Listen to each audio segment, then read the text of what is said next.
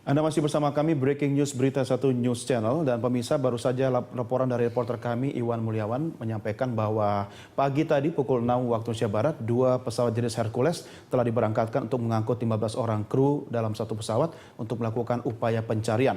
Kondisi cuaca di sekitar Bandara Halim Perdana Kusuma memang sedang tidak cerah, namun kita harapkan upaya pencarian bisa membuahkan hasil yang optimal.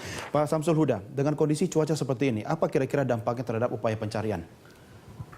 Dampak yang paling mengganggu adalah visibility.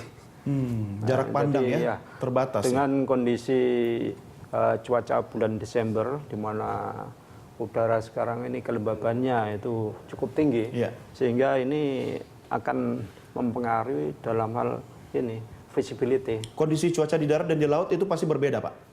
Ya, kurang lebih jelas beda ya, karena di laut kan kelembabannya jelas lebih tinggi. Lebih tinggi. Jadi praktis ini akan sangat mengganggu karena awan-awan yang terbentuk, banyak juga awan-awan rendah gitu, dan kelembabannya itu sendiri. Dengan kelembaban tinggi ini kan partikel air, partikel udara yang basah itu beda dengan yang kering. Kalau kering kan clear gitu. Tapi kalau udaranya kelembabannya tinggi ini jelas. Ya. Pada waktu AirAsia kehilangan kontak terakhir dengan ATC, Pak, bagaimana kondisi laut kita di antara Belitung dan Kalimantan? Dari pantauan kami ya, dari model yang kami run pada hari kemarin tanggal 28 itu nampaknya tinggi gelombang itu signifikan itu sekitar 1,2 sampai 1,6 meter. Ini normal? Ini normal. Tapi maksimum itu bisa mencapai 2 sampai 2,5 meter itu. Dalam kondisi maksimum pun masih dianggap normal nggak, Pak? Saya kira masih normal aja. Karena ini, Pak, untuk yang signifikan itu tinggi gelombang yang rata-rata. Nah, kalau yang maksimum itu 1/100 kejadian daripada signifikan yang itu. Nah, kemudian arusnya itu arus permukaan itu ke arah timur. Permukaan ke arah timur. Tapi arus di bawah bisa berbeda juga, Pak? Kalau arah yang permukaan ke timur, kemungkinan besar yang di bawah itu sebaliknya. Ya. Ini kan merupakan satu.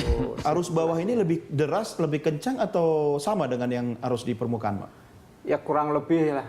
Tidak terlalu besar ininya. Ya. Oke, Pak Dudi, terkait dengan gelombang atau ombak dan arus tadi, apakah secara signifikan berpengaruh langsung terhadap pilot untuk menyatakan mengambil keputusan atau menginformasikan kepada menara pengawas untuk meminta kiri, kanan, atau naik misalnya? Ya, itu arus bawah dalam arti di laut ya, Pak ya? Iya. Bukan di udara, Pak. Jadi yang ada di laut itu tidak berpengaruh langsung terhadap yang di udara? Ya pasti ada ininya juga, karena partikel itu Pak ya naik ke ini ya Pak. Kecuali kalau memang membentuk awan semakin besar gitu ya. Nah, apa yang membuat seorang pilot akhirnya memutuskan untuk melakukan langkah strategis dan berapa waktu, saya nggak tahu Pak ya secara teknisnya, mungkin kita juga harus diskusi dengan pilot langsung ini, detik-detik terakhir ketika pilot memutuskan untuk mengambil keputusan itu, berapa lama itu Pak kira-kira? Ya, segera setelah radar ini ya, cuacanya melihat ini ya, awan di situ yang berbahaya, dia tuh langsung minta ini deviasi ke tempat lain gitu, menghindari itu awan. Itu dilaporkan ke ATC. Ya, ATC yang mana Pak? Ya kalau di sini karena dilewatin ini pada fear di bagian sini yaitu Jakarta, dia minta ke Jakarta. Jadi yang terdekat atau ke tujuan Pak? Ya, tujuan itu kan Singapura. Itu jadi ada dua, Flight Information Service sama Flight Information yang di Jakarta ini. Betul. Dia masuk ke Flight Information Jakarta, dia karena masih dekat ke Jakarta. Kapan? Belum ke sana. Pak Dudi, Dia kapan? di perbatasan itu, masih di perbatasan. Oh. Jadi belum sampai ke Singapura. Kalau sudah masuk wilayah udara negara lain ya, atau Singapura, dia ke Singapura, baru minta ke ATC Singapura. Ya, untuk kasih tahu bahwa dia akan naik gitu. Di seputar wilayah Bangka Belitung, apakah tidak ada ATC yang bisa mensupport? Kalau dilihat itu ada daerah di mana Singapura yang mengatur itu, yang manage itu ininya. Nah itu yang kita minta selama ini kalau bisa dimasukkan ke Indonesia Pak. Apanya itu Pak? daerah untuk navigasi di situ, Pak. Padahal masuk wilayah Ya. cakupan Indonesia juga. Masih Indonesia. Kita mesti izin ke sana juga, Pak. Oh begitu. Nah, ini yang sekarang kita perjuangkan kalau bisa itu masuk ke Indonesia. Tapi tetap saja pilot minta. Minta kepada ini, cuma menara, untuk kasih tahu.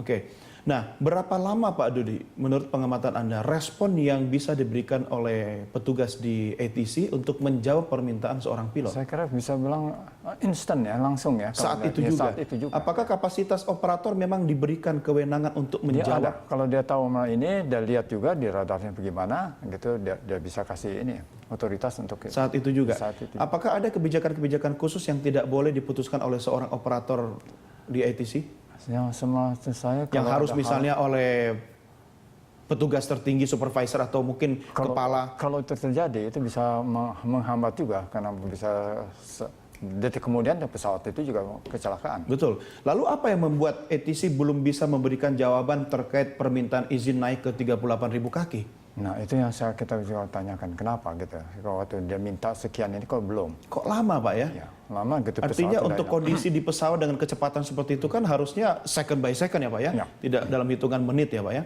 Memang semua akan terjawab ketika black box ketemu Pak. Ya. Baik, Pak Dudi, Pak Samsul, kita break lagi. Kita akan lanjutkan di segmen berikutnya. Pemirsa tetap bersama kami segera kembali sesaat lagi.